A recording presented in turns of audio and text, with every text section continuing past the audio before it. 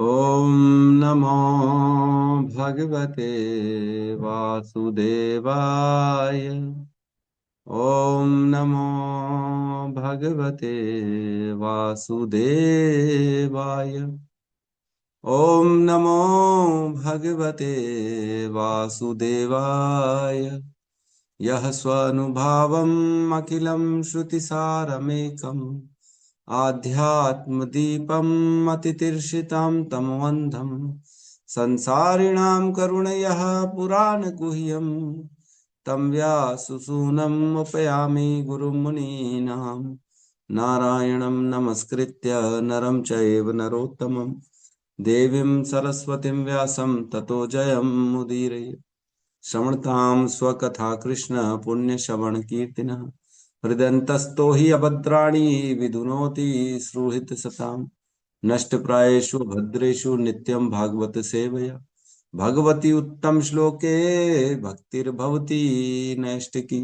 श्रवणतः श्रद्धया नित्यं गृणतश्च स्वचेष्टितम् कालेन नातिदीर्घेण भगवान् विशते हृदि। कृष्णाय वासुदेवाय देवकी नंदनाय च नंदगोपकुमाराय गोविन्दाय नमो नमः। नमः पंकजनाभाय नमः पंकजमालिने नमः पंकजनेत्राय नमस्ते पंकजांग्रिये। जय श्री कृष्ण चैतन्य प्रभु नित्यानंद श्री अद्वैत गदाधर श्रीवासादि गौर भक्त वृंद। हरे कृष्णा कृष्णा कृष्णा हरे हरे हरे राम राम राम हरे हरे। हरे कृष्णा कृष्णा कृष्णा हरे हरे हरे राम राम राम हरे हरे। हरे कृष्णा कृष्णा कृष्णा हरे हरे हरे राम राम राम हरे हरे। हरे कृष्णा। तो सभी भक्तों का स्वागत है प्रातःकालीन श्रीमद् भागवतम के सत्र में। और बहुत ही हरे हरे कृष्ण कृष्णा। प्रभु जी धन्यवाद प्रणाम। हरे कृष्णा माता हरे जी। कृष्ण प्रभु। हरे हरे कृष्णा कृष्णा। प्रभु जी, दंडवत प्रणाम। हरे कृष्णा माता जी। हरे कृष्ण प्रभु जी धन्यवाद। यस माता जी। हरे कृष्णा।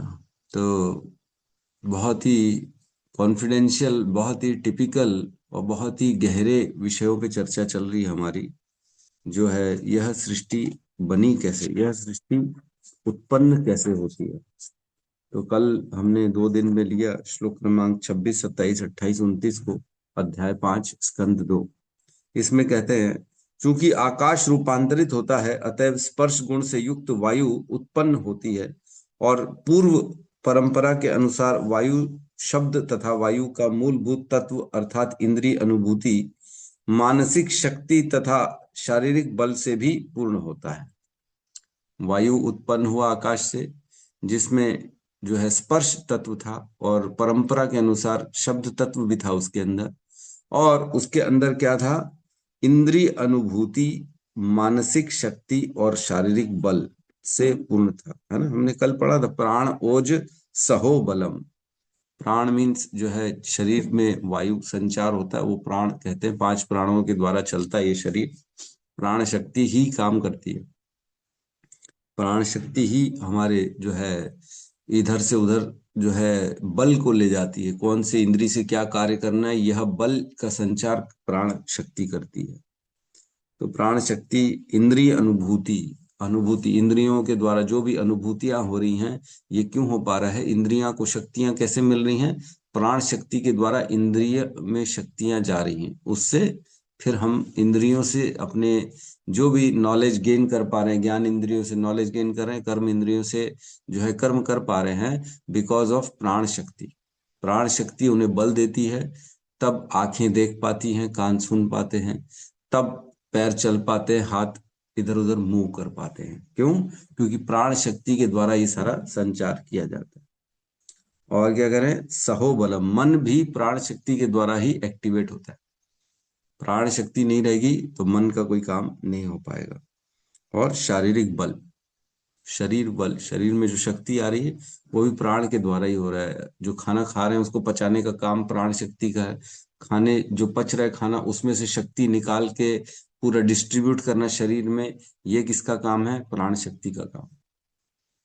आगे कह रहे हैं, काल तथा प्रकृति के साथ ही जब वायु रूपांतरित होता है तो अग्नि उत्पन्न होती है और यह स्पर्श तथा ध्वनि का रूप धारण करती है।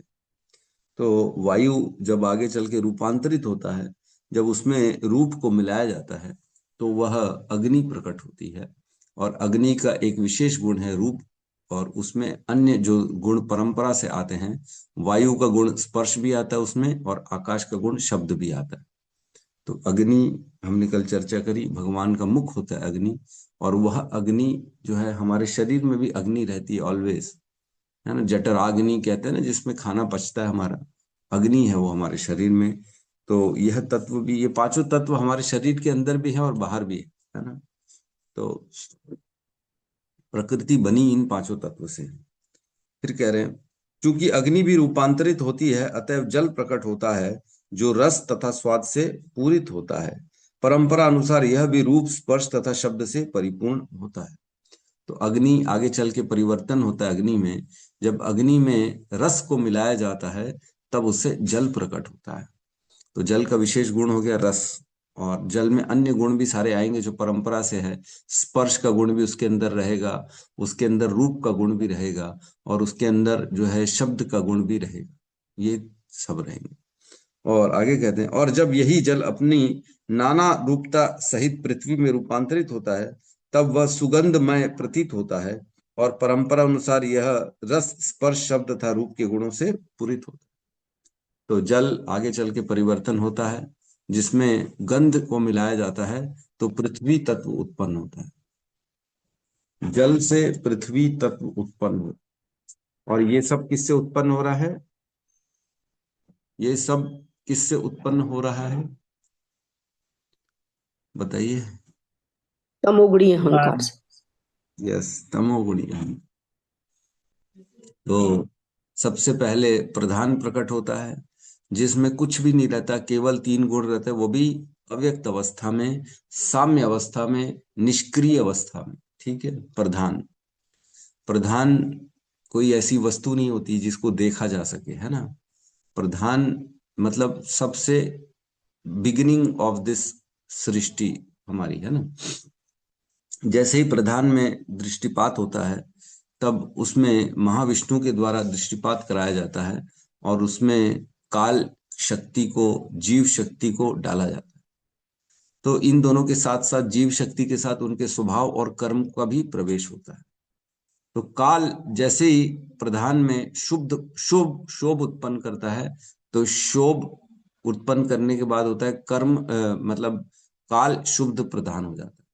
काल के द्वारा शुद्ध हो गया तो प्रधान में काल शुद्ध प्रधान हो गया उसमें। अब क्या हो गया, तीनों गुण एक्टिवेट हो चुके, अब तीनों काम करना स्टार्ट हो गए, बैटरी लग गई खिलौने में, अब काम करेंगे। फिर उसमें जो है स्वभाव को मिलाया जाता है, तब जो है वह परिवर्तित प्रधान बन जाता है, और उसमें जब कर्म को मिलाया जाता है तब वह बन जाता है महातत्व। अभी भी जो है जीव एज इट इज पड़े हुए हैं, है ना। जीव जीव का कोई अभी इन्वॉल्वमेंट नहीं हुआ है। जीव का इन्वॉल्वमेंट तब होगा जब ब्रह्मा जी उन जीवों को शरीर देंगे, इन्हीं महातत्व और इन्हीं इंद्रियों से, देवताओं से जो उत्पन्न होने वाले हैं ना, इन्हीं का यूज करके ब्रह्मा जी, मतलब रोटी का यूज, मतलब आटा दे दिया ब्रह्मा जी को, पानी दे दिया, और सब व्यवस्था कर दी, किचन दे दिया, और बड़े बड़े परात दे दिए, अब आप जाके रोटी बनाओ। तो सामान सारा प्रदान भगवान ने कर दिया ब्रह्मा जी को। अब ब्रह्मा जी उस सामान से केवल शेप एंड जो है उसको यूज करके शरीर प्रदान कर देंगे सबको। आटा दे देंगे, रोटी बना देंगे, आटे से और कुछ बना देंगे, लेकिन व्यवस्थाएं सारी भगवान ने ऑलरेडी कर दी। तो फिर जो है महातत्व उत्पन्न हो जाता है। महातत्व में सतोगुण और रजोगुण पहले प्रधान होता है, फिर वह काल के द्वारा और उसमें जो है परिवर्तन उत्पन्न हो जाता है, जिससे तमोगुणी प्रधान अहंकार उत्पन्न हो जाता है, तमोगुणी अहंकार। फिर और उसमें काल के द्वारा परिवर्तन होता है, और उसके तीन विभाजन हो जाते हैं, तमोगुणी अहंकार, रजोगुणी अहंकार, सतोगुणी अहंकार, है ना। तो हमने जो अभी पढ़ा ये सब उत्पन्न हुआ, ये तमोगुणी अहंकार से पांच तत्व और पांच इंद्रिय विषय उत्पन्न हुए। यहां तक किसी को कोई कंफ्यूजन है? तो हम बिल्कुल डिस्कस करेंगे। अगर आपको कोई कंफ्यूजन है किसी को भी, यहाँ तक तो नहीं है ना कोई कंफ्यूजन, तो हम आगे प्रवेश करेंगे। आज आज हम श्लोक क्रमांक 30 में प्रवेश करेंगे, जिसमें सतोगुणी अहंकार के बारे में है।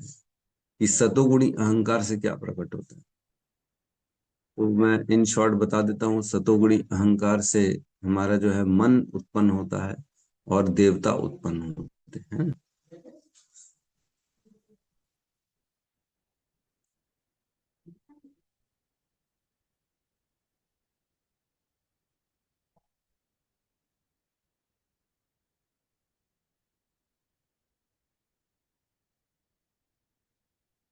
श्लोक क्रमांक 30 क्लियर दिख रहा है सभी को? जी प्रभु।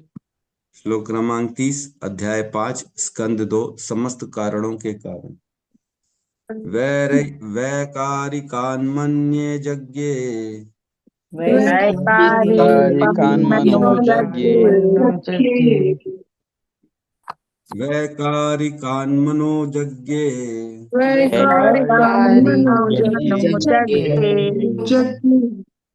देवा वैकारिका दशः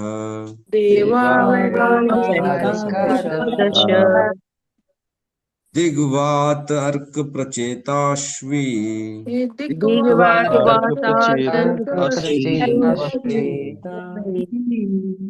वह्नीन्द्रुपेन्द्र मित्र का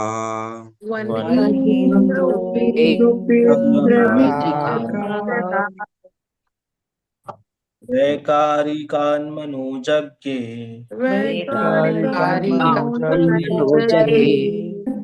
देवा वैकारिका दश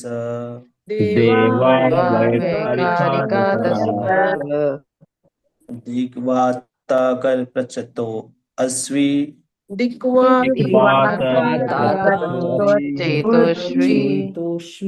वही इंद्र उपेन्द्र मित्र कहा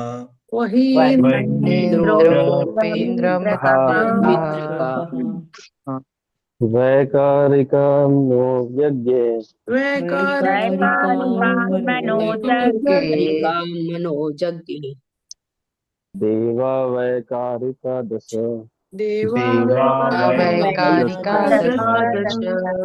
दश दिग्वातार्क प्रचेतोस्वी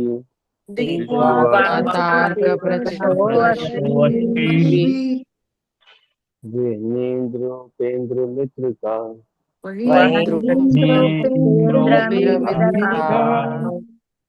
वैकारिकान्मनोजज्ञे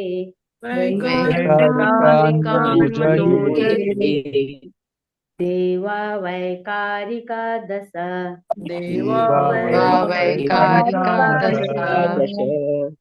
दिग्वातार्क प्रचेतोस्वी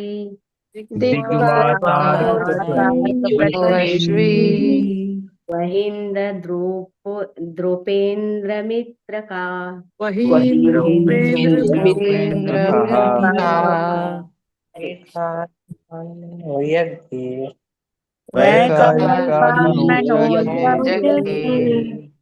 देवा वैकारिका दश दिग्वातार्क प्रचोतस्वी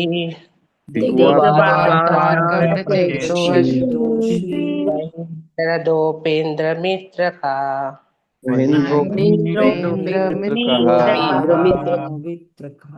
वैकारिकान्मनोजज्ञे देवा वैकारिका दश दिग्वातार्क प्रचेतो अश्वी वही इंद्र उपेन्द्र मित्र कहा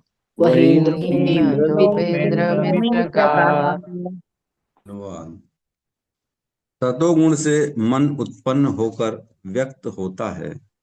साथ ही शारीरिक गतियों के नियंत्रक 10 देवता भी प्रकट होते हैं।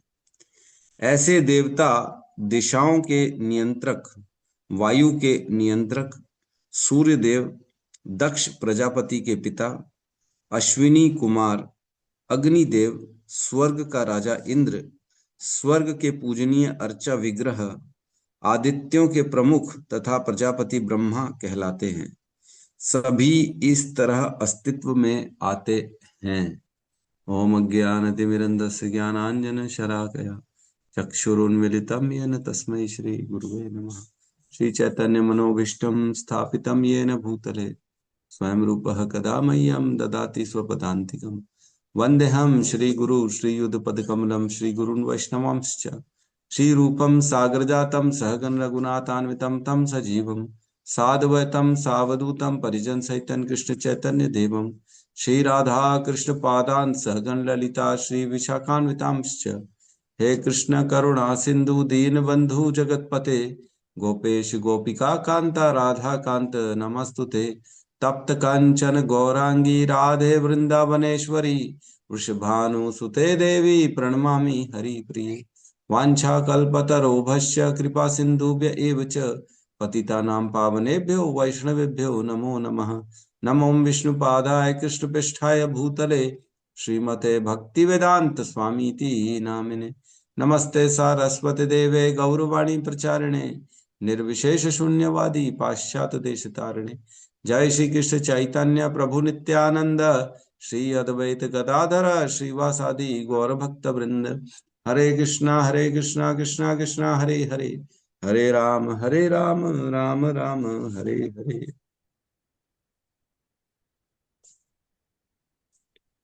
हरे कृष्णा। तो बड़ा ही समझने में थोड़ा सा मुश्किल जाएगी, बट ठीक है, प्रयास करेंगे हम समझने का। तो इसमें सतोगुण का वर्णन है कि सतोगुण से मन उत्पन्न होता है और अन्य देवता उत्पन्न होते हैं। वैकारिकान मनोजज्ञे, वैकारिक हमने पढ़ा था, जब 3 विभाग हो जाते हैं तामसिक अहंकार के, तो उससे क्या क्या प्रकट होता है। जो तमोगुणी अधिक हो जाता है जब महतत्व में, तब उसके 3 विभाजन हो जाते हैं अहंकार के, सतोगुणी अहंकार, रजोगुणी अहंकार, तमोगुणी अहंकार, जिसको क्या कहते हैं वैकारिक और हमारा तेजस और तामस, है ना। और उनके हमने पढ़े थे कि वैकारिक जो है अहंकार, उसकी जो शक्ति थी वह जो है ज्ञान शक्ति थी, तेजस की क्रिया शक्ति थी और तामसिक की द्रव्य शक्ति थी। सतोगुणी अहंकार की शक्ति क्या थी? वह ज्ञान शक्ति थी। रजोगुणी अहंकार की क्रिया शक्ति थी और तमोगुणी अहंकार की द्रव्य शक्ति थी। द्रव्य मीन्स 5 तत्व, है ना, जो प्रकट हो चुके ऑलरेडी पिछले श्लोक में, 4 श्लोकों में, 5 श्लोकों में 5 तत्व और 5 उनके विषय। तत्व प्रकट हुए तो तत्व का आकर्षण भी प्रकट होना चाहिए, है कि नहीं। अगर आपको जो पसंद नहीं है ना, सपोज करो किसी को मिर्ची पसंद ही नहीं और उसके हम ढेर सारी मिर्ची लगा देंगे उसके सामने, तो आकर्षण उत्पन्न होगा क्या? कोई आकर्षण ही नहीं। अरे हटाओ, ये क्या करना मिर्ची को, मेरे मिर्ची नहीं खाता। लेकिन सपोज करो किसी को जो है बड़ा पसंद है, सपोज करो किसी को छोले भटूरे पसंद है, किसी को ये पसंद है, गुलाब जामुन पसंद है, रसगुल्ले पसंद है, उसको रख देंगे तो कितना आकर्षण होगा, है कि नहीं। माता जी लोग खट्टा खाना पसंद करती हैं या कोई चटपटा खाना पसंद कर रही हैं, या कोई वाह वाह चाइनीज चाहिए मेरे को, तो आज उसके सामने वो अगर बनाएंगे तो उसकी खुशबू आएगी, वो रोक ही नहीं पाएगा अपने आप को, अरे ये तो चाहिए, ये तो चाहिए मेरे को। तो अगर वस्तु है तो उसका आकर्षण भी होना चाहिए। माँ को पुत्र जन्म होता है, जब माँ को बच्चा उत्पन्न होता है, उसके गर्भ से निकलता है, तो भगवान माता के हृदय में अत्यधिक ममता दे देते हैं। माँ को अपने पुत्र से इतना मोह होता है, इतना मोह होता है कि वो कैसा भी क्यों ना उत्पन्न हो, काला क्यों ना हो, कोई और क्यों ना उसमें कोई डिफेक्ट हो या कोई प्रॉब्लम ही क्यों ना हो, लेकिन माँ उसे अपने हृदय से लगाती है और उसे केयर करती है। अन्य किसी के बच्चे के प्रति हमारा अट्रैक्शन होता है क्या? नहीं होता, इतना नहीं होता। ठीक है, सभी बच्चे हैं, वो भी है, हम भी हैं, ठीक है, कोई प्रॉब्लम। लेकिन एक अपना जो पन आता है वो अपने बच्चे में उत्पन्न होता है। ऐसा क्यों होता है? दूसरे बच्चे में क्यों नहीं इतना मोह आता जितना अपने बच्चे में होता है? क्योंकि हृदय में भगवान वो मोह को उत्पन्न कर देते हैं। मेरा है, मेरा है की भावना। तो ये जो मेरा है की भावना है ना, यही खतरनाक है। हम हर चीज हर जगह अपना एक लेबल लगाना चाहते, ये मेरा है। घर के बाहर सबका नाम प्लेट लिखा था, ये मेरा घर है। हमारे परिवार में हमारे बच्चों में नाम लिखा रहता है, ये मेरा पुत्र है। वो जा जाएगा, ये मेरा पिता है, ये मेरा पिता, ये मेरा पुत्र है, ये मेरा घर है, ये मेरा एड्रेस है, ये मेरी गाड़ी है, ये मेरी क्वालिफिकेशन है, ये मेरा एड्रेस है। मेरा, यह जो मैं और मेरा है, इसी के कारण व्यक्ति फंसा हुआ है। इसी से निकलना बाहर। इंद्रिय जब 5 तत्व प्रकट करते हैं भगवान, तो 5 तत्वों का आकर्षण भी उत्पन्न होता है 5 तत्वों के साथ। वस्तु का आकर्षण क्या है? रूप का, रूप, उसका रूप का दर्शन करना चाहता है ना। गंध, नाक से गंध लेता है, वाह क्या खुशबू आ रही, क्या खुशबू आ रही, कहाँ से आ रही है ना। तो वह वस्तु चाहिए उसे, खुशबू। कोई भी चीज हम खाते हैं, वाह क्या खुशबू आ रही है, इसको तो खाना चाहिए, वाह वाह ताजी है एकदम, वाह फल ताजा है, ये है वो है। तो उस खुशबू से हम आकर्षित हो जाते हैं। किसी की आवाज सुनी, वाह क्या ध्वनि है, कितनी मीठी सुरीली आवाज है, वाह वाह वाह, कानों से सुनेंगे। तो ये आकर्षण वस्तु है, तो वस्तु का आकर्षण भी होना चाहिए। इसलिए 5 तत्व प्रकट किए भगवान ने, और उन 5 तत्वों का आकर्षण जो जिसको इंद्रिय विषय कहते हैं, ये भी प्रकट हुआ। तभी तो व्यक्ति उन वस्तुओं के प्रति आकर्षित होगा और उन वस्तु को पाने के लिए श्रम करेगा, मेहनत करेगा, दिन रात एक कर देगा, अपना अस्तित्व भूल जाएगा और क्या करना चाहिए उसको भूल जाएगा। लेकिन जो पाना है उसके लिए अनैतिक काम भी करना चालू करेगा। भगवान से अर्जुन पूछते हैं 3 अध्याय में कि ऐसा लगता है बलवत पाप कराया जा रहा है भगवान, यद्यपि कोई करना चाहता नहीं है, लेकिन बल के कारण उसको ऐसा जबरदस्ती पाप के लिए प्रेरणा मिलती है। इसका क्या कारण है? तो भगवान कहते हैं, कामेश क्रोधेश रजोगुण समुद्वह महाशनो महापापनो वृद्धि एनम इहि वेरिणाम।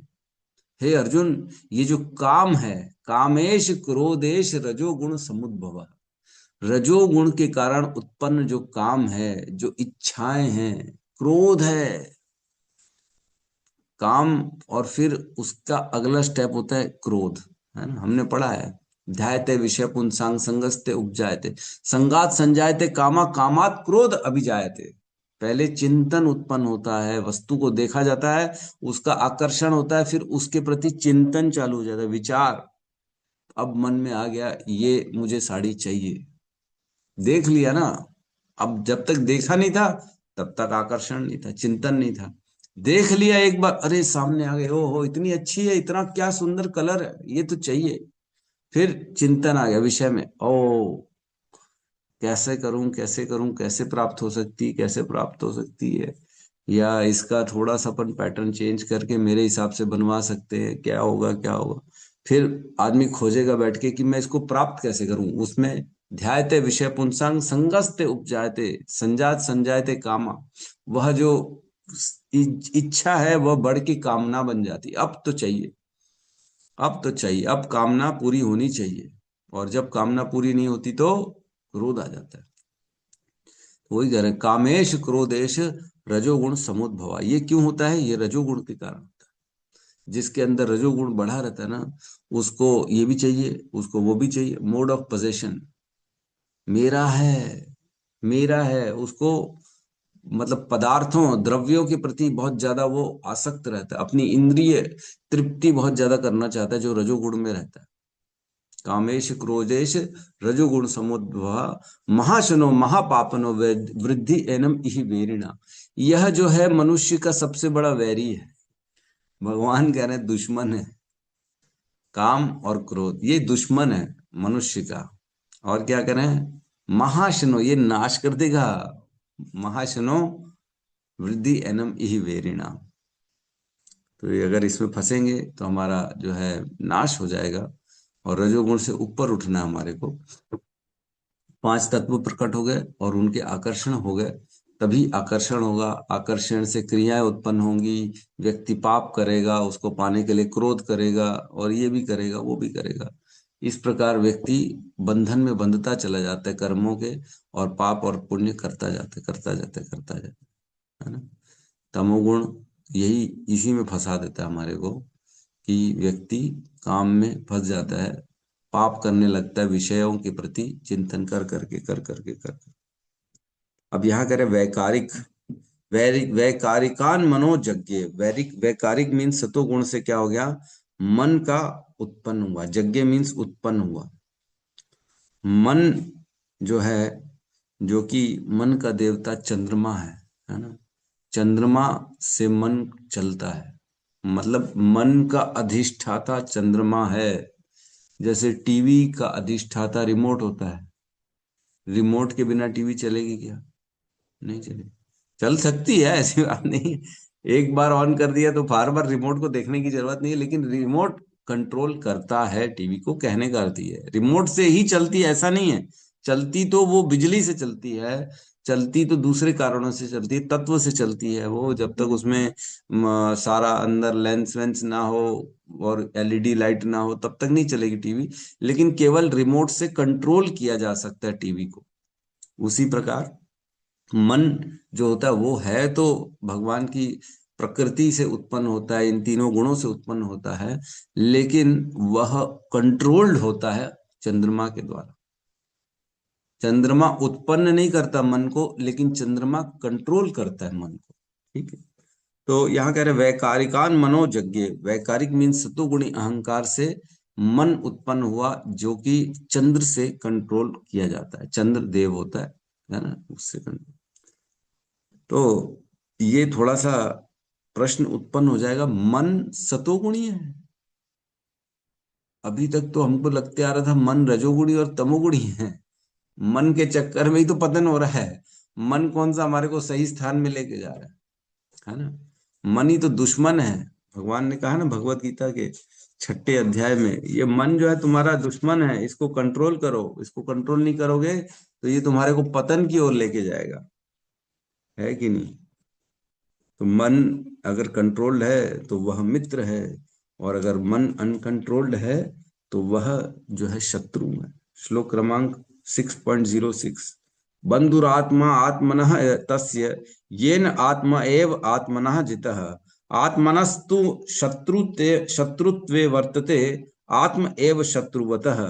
जिसने मन को जीत लिया है उसका मन मित्र है, और जिसने मन को हार गया है, जो मन की कंट्रोल में उसका मन शत्रु है। तो मन को जीतना अत्यधिक आवश्यक है। मन तो पतन की ओर ले जाता है ना। भगवान ने कहा है ना, मन को कंट्रोल करो हे अर्जुन, क्योंकि मन जब तक कंट्रोल नहीं होगा तुम्हारा उन्नति का कोई चांस ही नहीं आध्यात्म।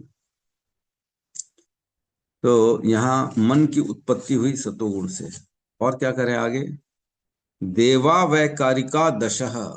और ये 10 प्रकार के देवता उत्पन्न हुए सतोगुण के। 10 सतोगुण के देवता कहलाते हैं जो उत्पन्न हुए। और अब वो 10 जो देवता है उनका वर्णन चल रहा है। पहला है दिक्। दिग् मीन्स दिशाओं का अधिष्ठाता देवता।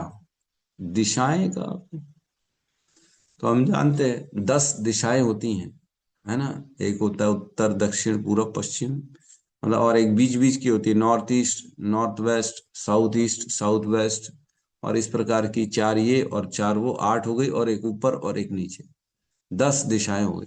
तभी दशरथ नाम था ना, राम के पिता का नाम दशरथ था, क्योंकि वो 10 दिशाओं में अपने रथ को ले जाते थे और उनसे कोई जो है जीत नहीं पाता था। दशरथ, 10 दिशाओं में जाने वाले, अपने रथ को चलाने वाले दशरथ। तो 10 दिशाओं के नाम होते हैं। तो एक आध दिशा तो हम भी जानते हैं, जैसे नॉर्थ ईस्ट को हम ईशान कोण बोलते हैं। ईशान उसका जो है ना अधिष्ठाता होता है।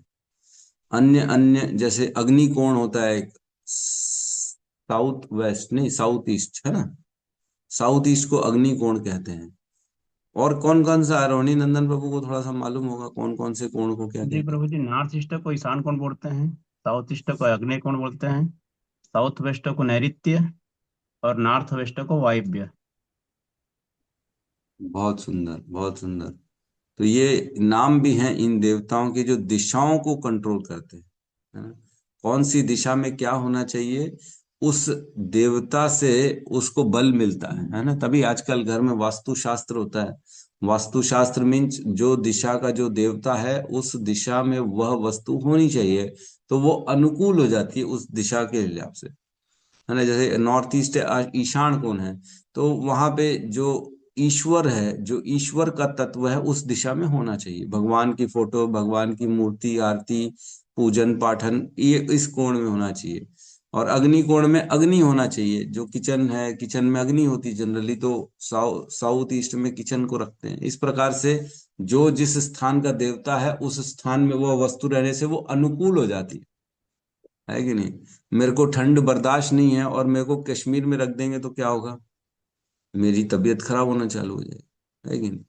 किसी को गर्मी बर्दाश्त नहीं है, उसको गर्मी वाले स्थान में रख देंगे तो क्या होगा, वो एकदम मिचल जाएगा, बेचारा परेशान हो जाएगा। उसी प्रकार जो जिस देवता को जो पसंद है उस वस्तु को उस देवता के स्थान में रख दोगे तो अनुकूल चीजें होना चालू हो जाएगी, नहीं तो नेगेटिव होना चालू हो जाएगा, विपरीत काम होना चालू हो जाएगा। तो इस प्रकार दिक मीन्स दिशाओं के अधिष्ठाता, ये देवता उत्पन्न हो रहे हैं किससे, सतोगुणी अहंकार से। और क्या करें, वात मीन्स वायु के अधिष्ठाता। तो वायु के अधिष्ठाता मीन्स वायु देव मान के चलिए, और क्या। अर्क मीन्स सूर्य देव, है ना। प्रचेता मीन्स वरुण यहाँ पे। और अश्वी मीन्स अश्विनी कुमार, जो दोनों अश्विनी कुमार देवता हैं वह भी प्रकट सतोगुण से हुए। वन ही मीन्स अग्निदेव। इंद्र, हम जानते हैं इंद्र, इंद्र कौन है, राजा, स्वर्ग का राजा इंद्र। उपेंद्र, तो ये उपेंद्र जो है ना, जनरली हम उपेंद्र वामन देव के लिए भी कहते हैं, लेकिन यहाँ पे जो उपेंद्र है वो वामन देव नहीं है। ये एक देवता है जो स्वर्ग का देवता है, जो ऐसा देवता है जिसमें भगवान की शक्ति आवेशित हुई है ना, उपेंद्र।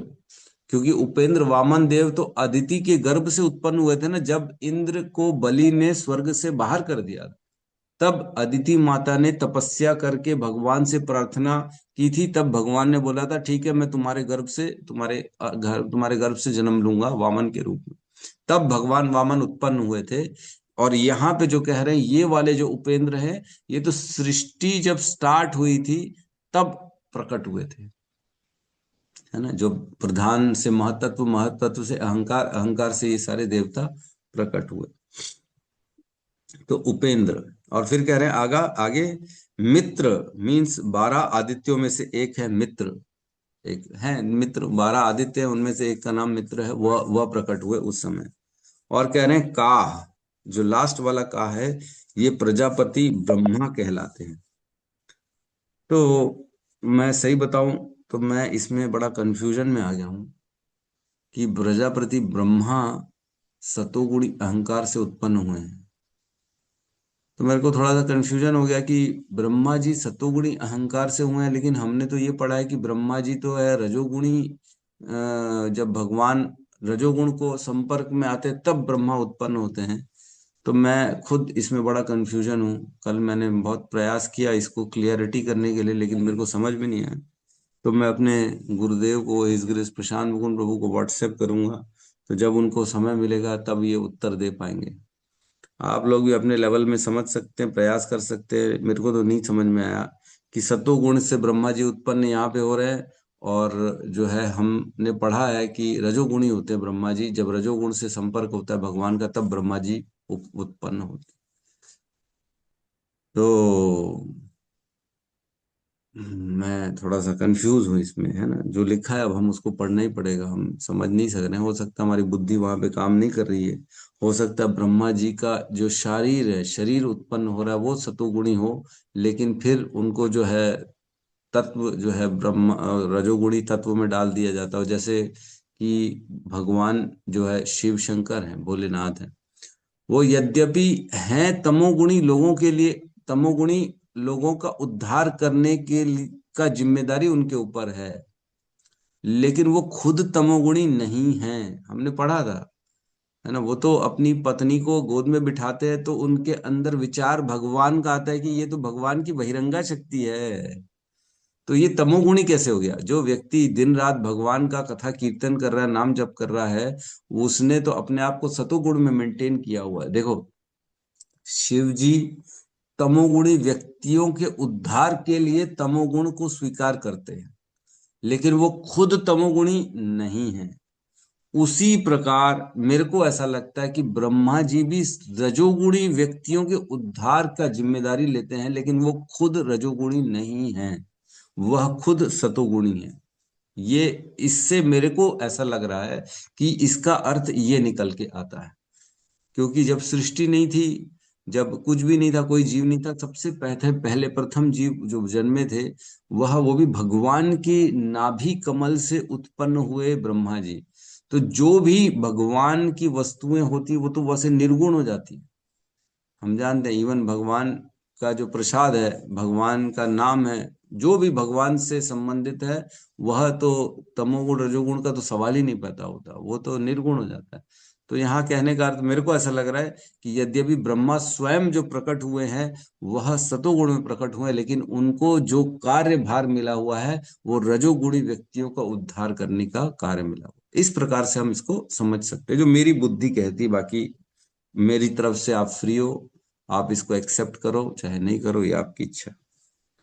ठीक है, तो इसमें एक छोटा सा मैंने फोटोग्राफ डाला था। गौतम बुद्ध प्रभु शेयर कर सकते हो कि आप 2 फोटोग्राफ डाले थे, जिसमें जो देवता उत्पन्न हुए हैं वो कौन सी जिम्मेदारी लेते हैं, उनके उनके पास कौन सी शक्ति होती है, ये सारे देवताओं के पास, है ना, उसका हम चर्चा करते हैं।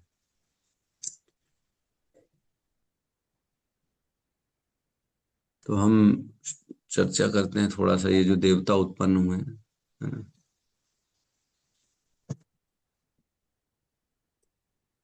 डाल दिए प्रभु?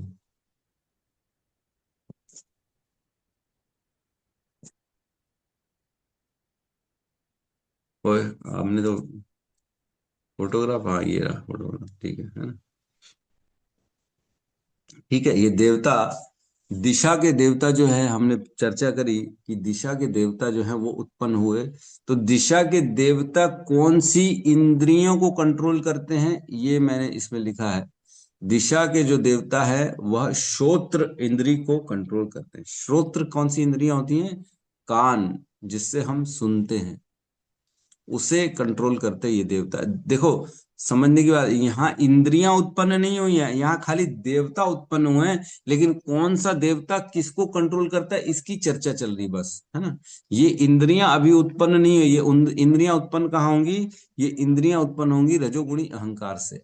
लेकिन केवल यहाँ पे अब क्योंकि देवता उत्पन्न हो गए हैं, तो इसलिए बताया जा रहा है कि कौन सी देवता कौन सी इंद्री को कंट्रोल करते। तो दिशा के जो देवता है वो श्रोत्र कान इंद्रियों को, श्रवण इंद्रियों को कंट्रोल करते हैं। वायु जो वात है उसे वो देवता कंट्रोल करते हैं। त्वक, त्वक मीन्स चर्म, मीन्स स्किन को, है ना, त्वचा को। सूर्य, सूर्य जो है वो चक्षु मीन्स आंखों को कंट्रोल करते हैं। और जो प्रचेता है वह हमारी जीवा को कंट्रोल करते हैं, रस रस इंद्रियों को कंट्रोल करते हैं। और जो दोनों अश्विनी कुमार हैं वह हमारे घ्राण, घ्राण मीन्स नाक, घ्राणेन्द्रियां, सूंघने की शक्ति जो होती है उसे ये कंट्रोल करते हैं। ठीक है, उसके बाद आते हैं हम अगले आगे में। अग्निदेव जो है वह हमारी वाक, वाणी को कंट्रोल करते हैं। मतलब पहले वाले 5 जो थे वो ज्ञान इंद्रियों को कंट्रोल किए, और अब ये 5 जो है ये कर्म इंद्रियों को कंट्रोल कर रहे हैं। अग्नि जो है वह वाणी को कंट्रोल करते हैं। इंद्र जो है वह पाणी, पाणी मीन्स हाथ को कंट्रोल करते हैं। उपेंद्र मीन्स पाद, पाद मीन्स पैर, पाद का मतलब पैर ले लो और कोई मतलब मत समझ लेना, कोई कुछ भी सोच सकता है। तो चरण जो होते हैं उनको कंट्रोल, पैरों को कंट्रोल करने का काम उपेंद्र का है। और मित्र जो देवता है वो पायु, पायु मीन्स जो मल द्वार है उसको कंट्रोल करते हैं। और प्रजापति जो ब्रह्मा लास्ट में आया था वह उपस्थ मीन्स जननेंद्रियों को कंट्रोल करते हैं। ठीक है, इसमें किसी को कोई ओ ये क्या हो गया?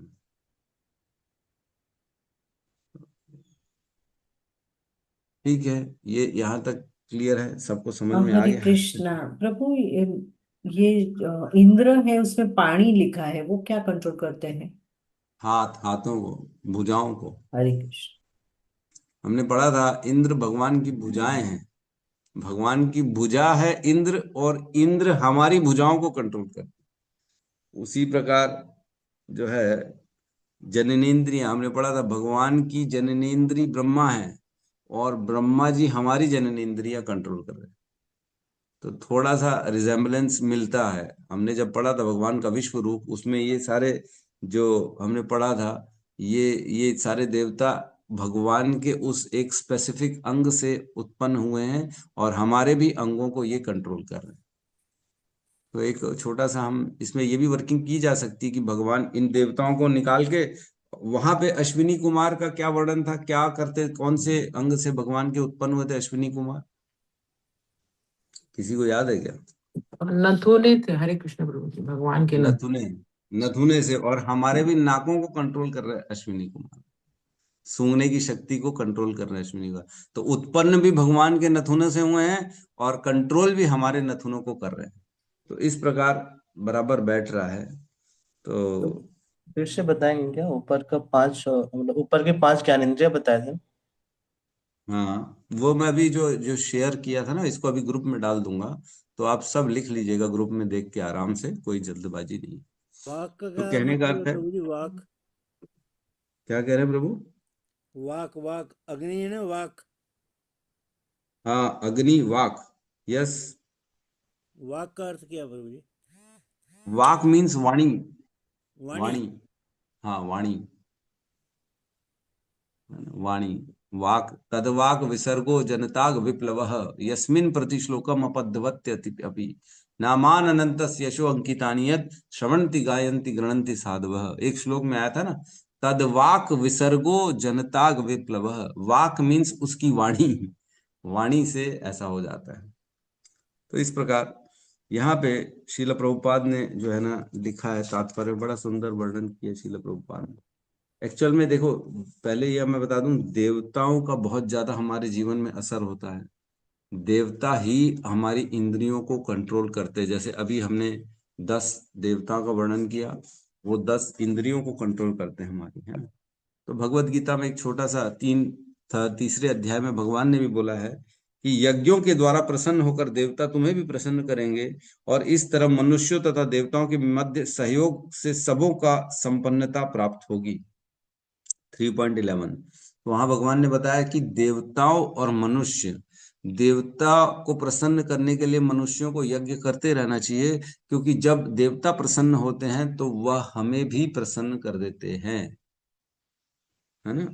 तो हमें भी प्रसन्न कर देते हैं। तो आपस में दोनों देवताओं और मनुष्यों के बीच में सहयोग होता रहेगा। वो हमसे प्रसन्न होंगे, हम उनसे प्रसन्न होंगे, वो हमसे प्रसन्न होंगे, हम उनसे प्रसन्न होंगे। यही तो करते हैं हम। उनको लड्डू पेड़ा चढ़ा रहे हैं, उनको माला चढ़ा रहे हैं, उनको नारियल दे रहे हैं, वो प्रसन्न हो रहे हैं। और हमको वो थोड़ा थोड़ा कुछ भौतिक वस्तु दे दे, अच्छा ठीक है ले तेरी नौकरी लगा देता हूँ, फिर खुश हो गए, वाह वाह वाह बढ़िया मेरी नौकरी लग गई। फिर और कुछ किया, लड्डू पेड़े बटाए, भंडारा करा दिया, माता की जो है ना चौकी करा दी और शिव जी को दूध चढ़ा दिया, तो प्रसन्न हो गया उन्होंने। फिर क्या हुआ, हमारी इंद्रियों को बल दे दिया, वाह अब तुम शक्तिशाली हो गए, बड़ा प्रसन्नता चल रही। तो इस प्रकार दोनों के बीच में सहयोग चलता रहता है। और कह रहे हैं 3.12 में, जीवन की विभिन्न आवश्यकताओं की पूर्ति करने वाले विभिन्न देवता यज्ञ संपन्न होने पर प्रसन्न होकर तुम्हारी सारी आवश्यकताओं की पूर्ति करेंगे, किंतु जो इन उपहारों को देवताओं को अर्पित किए बिना भोगता है वह निश्चित रूप से चोर है। अब बताओ, सपोज करो हाँ, हमारा अग्नि जो है हमारी वाणी है ना, अग्नि देव को हम जो है प्रसन्न नहीं कर रहे हैं, तो हमारी वाणी में शक्ति कैसे आएगी? वाणी वो निकलने नहीं देंगे, क्योंकि वाणी के अधिष्ठाता अग्निदेव है। तो थ्रोट में प्रॉब्लम हो जाएगी, अगले दिन से बात ही नहीं कर पाएगा, दिन रात इन्फेक्शन रहेगा उसके थ्रोट में। क्योंकि अग्निदेव को तुमने जो है कहीं ना कहीं अगर उनकी बेइज्जती कर दी या उनको निरादर कर दिया, पैर दिखा दिया, सपोज करो अग्नि को, पैर भी कई लोग दिखा देते हैं ना, ठंड में लग रही है पैर में अग्नि लगा लो है। तो ये सब नहीं करना चाहिए। देवताओं को हमें सम्मान देना चाहिए। और हमने तो ये भी पढ़ा है, अग्नि भगवान का मुख है। ये तो हमने विश्व रूप में पढ़ा था, है ना। तो हरि बोल। तो सत्यम प्रभु, अच्छा कुर्सी से गायब है ना। सत्यम प्रभु, ये एक ना मैसेज आया हुआ है, माता जी का नंबर आया हुआ है पुत्री का, उनको ऐड कर देना आप ग्रुप में, चैट बॉक्स में आप निकाल लीजिएगा नंबर, ठीक है, उनको ऐड कर देना। जी जी, ओके। तो यहाँ कह रहे हैं देवता जो है ना, उनको हमें प्रॉपर संपन्न सम्मान देना चाहिए, क्योंकि हमने पहले भी पढ़ा था देवता कौन है? भगवान के अंग हैं। सभी के सभी देवता भगवान के विभिन्न अंग हैं, उन्हीं से प्रकट हुए हैं। तो हमें देवताओं की रिस्पेक्ट करनी चाहिए, और देवताओं के द्वारा हमें फिर शक्ति मिलती है, और देवता हमारे सारे शरीर को चलाने में, इंद्रियों को चलाने में हम पर कृपा करते हैं। एक श्लोक हमने पढ़ा था श्रीमद् भागवतम में, आपको ध्यान है कि नहीं? 5.18.12, 5:18-12, इसमें कहते हैं यस्यास्ति भगवत भक्ति अकिंचिनः सर्वैर गुणास्तत्र समासते सुरः हराव भक्तस्य कुतो महद्गुणा ध्यायतो मनोरथेन आसति धावतो बहि, है ना। इसका अर्थ यह है, यस्यास्ति भगवत भक्ति अकिंचनः, जिसके अंदर भगवान की भक्ति है, अकिंचन भक्ति है। यस्य अस्ति भगवत भक्ति अकिंचनः, जिसके अंदर भगवान की अकिंचन भक्ति है। क्या होता है उसके साथ? सर्वैर गुणास्तत्र समासते सुराः, उसके अंदर सर्वैर गुणा, सभी प्रकार के गुण, सर्वैर गुणा समासते, उसके अंदर समाहित हो जाते, उस व्यक्ति के अंदर। सुरा, सुरा मीन्स देवताओं के सभी गुण उस व्यक्ति के अंदर समाहित हो जाते, प्रकाशित हो जाते हैं, जिसके अंदर भगवान की भक्ति है, अकिंचन भक्ति।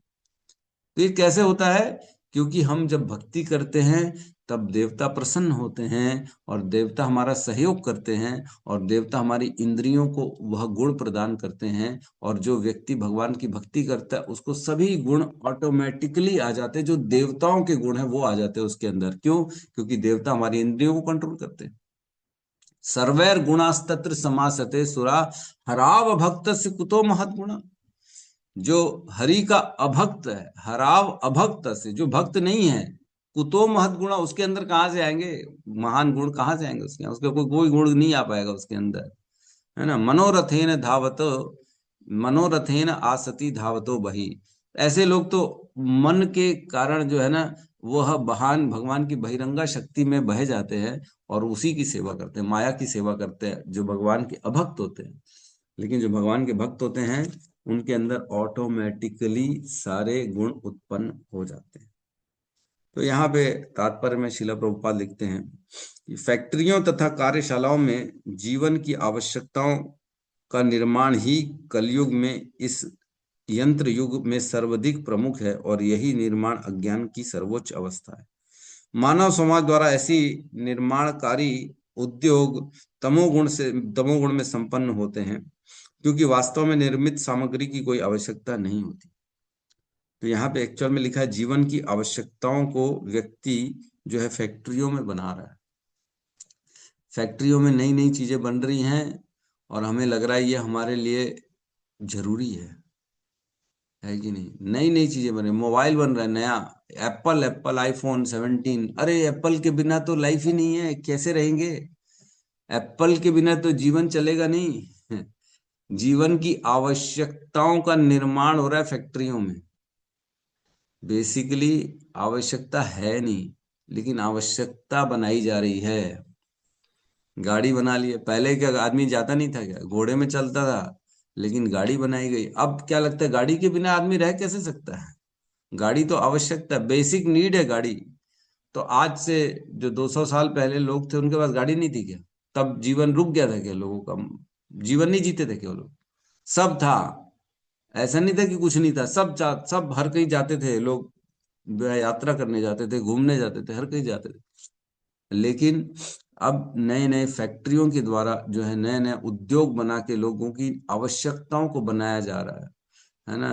बढ़िया एकदम सॉफ्ट सॉफ्ट कपड़े पहनने जा रहे हैं, सॉफ्ट सॉफ्ट, किसी को चादर चाहिए, तकिया चाहिए, अरे मेरे को एकदम सॉफ्ट गद्दे में नींद आती है। अरे तो पहले के जब सॉफ्ट गद्दे नहीं थे तो लोग क्या सारी सारी रात जगते थे क्या? नहीं जगते थे, सोते तो थे, हाँ सोते थे। तो आज ऐसा क्या हो गया जो तुम्हारी बेसिक आवश्यकता हो गई है, मेरे को सॉफ्ट गद्दे में नींद आती है। क्यों? क्योंकि ये धीरे धीरे व्यक्ति ने अपनी आवश्यकताओं का निर्माण कर लिया है फैक्ट्रियों में जा जाके, नई नई चीज बना रहे हैं, और व्यक्ति को क्या लग रहा है, मैं इसके बिना मेरा जीवन संभव ही नहीं है। ये हमें ऐसी अवधारणा प्रकट होती है। तो मैंने पहले भी बताया था कि हमें जो है यद्यपि हमारा जीवन, एक स्टील की प्लेट में हम पूरा जीवन खाना खा सकते हैं। एक स्टील की प्लेट अगर होगी तो उसमें, मेरे को तो याद है आज भी मेरे घर में प्लेट है, जब मैं छोटा सा था 10-12 साल का, वह प्लेट आज भी है और आज भी मैं उसमें खाना खाता हूँ। तो 30 साल तो हो गए उसमें खाना खाते खाते। तो 30 साल से उसमें कोई प्रॉब्लम नहीं आई है, लेकिन फिर भी जरूरत जो है व्यक्ति इतनी बढ़ा देता है कि उसको कभी जो है बोन चाइना चाहिए, कभी किसी और की क्रॉकरी चाहिए, कभी ये कलर चाहिए, वो कलर चाहिए, इसमें खाना है उसमें खाना है। तो ये बेसिकली जरूरत नहीं है, लेकिन ये जरूरत बनाई जा रही है जबरदस्ती तमोगुण के कारण, कि आपके प्रति अट्रैक्शन पैदा करे, ये भी ले लो वो भी ले लो, फिर आदमी को लगता है इसके बिना तो मेरा काम ही नहीं चलेगा। तो यहाँ कह रहे हैं ऐसा निर्माण, मानव समाज द्वारा ऐसे निर्माणकारी उद्योग तमोगुण में संपन्न होते हैं, क्योंकि वास्तव में निर्मित सामग्रियों की कोई आवश्यकता नहीं होती है। ईयरफोन लगा रहे हैं आजकल, ईयरफोन वो कान में घुसेड़ के रखे हुए दिन रात, अब उसको जेब में रखा मोबाइल, और व्यक्ति को लगा अरे बहुत ज्यादा जरूरी, दिन रात मेरा काम होता है, इससे बात होती है मेरा, वाह। तो अब उसको ऐसा लग रहा है उसके बिना उसका काम ही नहीं चलेगा। पहले फोन नहीं था हमारे यहाँ पे, बिना फोन के हमारे व्यापार होते थे, देश चलता था, घर चलते थे, सब होता था। लेकिन आज व्यक्ति को बोलोगे फोन के बिना, तो बोलेगा एक दिन नहीं रह सकता फोन के बिना। अरे बाप रे, फोन के बिना तो लाइफ हम इमेजिन भी नहीं कर सकते। तो जब फोन नहीं था तब क्या लोगों की लाइफ नहीं थी? थी ना। तब तो लोग ज्यादा इंटेलिजेंट थे। स्मार्ट मोबाइल आ गए हैं और व्यक्ति डफर हो गया है। पहले स्मार्ट व्यक्ति होता था, अब स्मार्ट मोबाइल आ गए हैं, अब व्यक्ति डफर हो गया, उसको कुछ याद ही नहीं रहता, उसको अपनी घरवाली का नंबर याद नहीं रहता। अरे मेरी कोई देखना पड़ेगा उन्हें मोबाइल में क्या नंबर। तो कहने का अर्थ यह है कि ये जो है आवश्यकताएं है नहीं एक्चुअल में, ये कृत्रिम आवश्यकता बनाई गई है व्यक्तियों के लिए। ठीक है, तो बोलना तो बहुत कुछ है इसमें ना। एक बहुत इंपॉर्टेंट, मैं सीधा लास्ट पैराग्राफ में जा रहा हूँ तात्पर्य के, जो बहुत इंपॉर्टेंट है। अन्य भी बहुत सी चीजें हैं मेरे को बोलना था, लेकिन अब क्योंकि समय के कारण मैं नहीं बोल पा रहा हूँ। तो लास्ट पैराग्राफ में लिखा है 3 चीजों का बड़ा डिफरेंस सुंदर तरीके से प्रभुपाद ने बताया है। ज्ञानी, योगी और भक्त, इन तीनों में भेद क्या है? तो लास्ट पैराग्राफ में लिखा है, इंद्रियों के रुग्ण होने पर उनमें भौतिक आवश्यकताओं के प्रति व्यस्तता बढ़ जाती है। इंद्रियों के रुग्ण होने पर, रुग्ण मीन्स इन्फेक्टेड होनी चाहिए। अगर इंद्रियां इन्फेक्टेड हैं, आंखें इन्फेक्टेड हैं अच्छे रूप के प्रति, है ना, समझ में आ रहा है? रुग्ण मीन्स इन्फेक्शन, इंद्रियां रुग्ण है, इसका अर्थ यह है जीवा इन्फेक्टेड है छोले भटूरे के प्रति। उसको चाहिए चाहिए, है ना, मेरे को नहीं चाहिए, मैं बता रहा हूँ किसी का एग्जाम्पल होता है। तो ऐसा किसी को कुछ चाहिए, किसी को कुछ चाहिए, तो वह इन्फेक्टेड है। जब कोई व्यक्ति इंद्रियों के कार्यकलापों को बढ़ाने की हानियों को देखता है तो वह ज्ञानी कहलाता है। जब वो ये देख रहा है कि मैं इंद्रियों के कार्यकलाप को बढ़ा रहा हूं, मैं केवल अपने जीवा की संतुष्टि के लिए दिन रात प्रयास कर रहा हूं, या मैं केवल अच्छा खाने के चक्कर में गलत काम करते जा रहा हूं, जब वो कोई देख रहा है तो उसे ज्ञानी कहलाता है। है ना। अभी जो एक एप्स्टीन्स फाइल आई है उसमें कुछ कुछ जगह ये कहना है कि ये सब जो है महान महान महान जो देश चला रहे हैं, बड़े बड़े लोग हैं, ये लोग जो है बच्चों का मांस खाते थे पका पका के। तो बच्चों का मांस, मनुष्यों का मांस खाते थे, ये तो कल्पना के बाहर है, कैसे कोई खा सकता, बट खाते थे, उसमें लिखा है, बोला गया। तो ये खाना क्यों है? ये जीवा के कारण खाना। जीवा के कारण जो व्यक्ति को ये नहीं दिख रहा कि मैं गलत कार्य कर रहा हूं, क्या सही है, जीवा के इंद्रियों की जो है कार्यकलाप को बढ़ाने की हानियों को नहीं देख रहे। वो ये नहीं देख रहे कि इसके कारण कितनी ज्यादा प्रॉब्लम होने वाली है मेरे को, ये नहीं देख रहे, किसी की मृत्यु हो रही है ये नहीं देख रहे, लेकिन केवल अपनी इंद्रियों की तुष्टि, अपनी इंद्रियों की जो इच्छा पूर्ति करने में जो लगा हुआ है, वह समझ नहीं सकता कि आगे आने वाली कितनी प्रॉब्लम है। तो जो समझता है उसे ज्ञानी कहलाता है। और क्या कह रहे हैं आगे? और जब कोई व्यक्ति योग के नियमों के अभ्यास द्वारा उन्हीं इंद्रियों के कार्यकलापों को रोकना चाहता है तो वह योगी कहलाता है। योगी कौन है? जिसे पता है मेरी इंद्रियां जो है, अगर मैंने इसे ढीला छोड़ा तो ये मेरे को गलत दिशा में ले जाएंगी। सपोज करो कोई कामी व्यक्ति है, वो किसी स्त्री के प्रति आकर्षित हो जाता है, देख के बड़ा, अरे कितनी सुंदर है, ये है वो है, ऐसे बहुत लोग मिलते हैं। तो अगर ऐसा व्यक्ति है कोई जो वह प्रयास करता है कि नहीं नहीं मैं देखूंगा ही नहीं, तो मैं ये भावना को रोक सकता हूँ, मेरे को कंट्रोल करना है अपनी इस भावना को, और वो व्यक्ति अगर धीरे धीरे प्रयास कर रहा है, नहीं देख रहा है माताओं की तरफ, ज्यादा ध्यान नहीं दे रहा है, इंद्रियों के प्रति उस क्रिया को ज्यादा दबाने की कोशिश कर रहा है, तो वह इस प्रयास को क्या कहेंगे? योगी कहेंगे। वो योग कर रहा है बेसिकली। जब अपनी इंद्रियों का दमन करते हैं तब उसे योगी कहला। इंद्रियों का दमन मीन्स अब जो भी इच्छा है वह उस इच्छा को पूरी नहीं करेगा, है ना। यही है ना, शमो दमः तपः शौचम शांतिम आर्जवम एव वा ज्ञानम विज्ञानम आस्तिक्यम ब्रह्म कर्म स्वभावजम। ये ब्राह्मणों के कर्म स्वाभाविक कर्म होते हैं। शमो दमः, दमन मीन्स इंद्रियों का दमन, शमन मीन्स मन को जो है दबाना, इंद्रियों को दबाना, शमो दमः।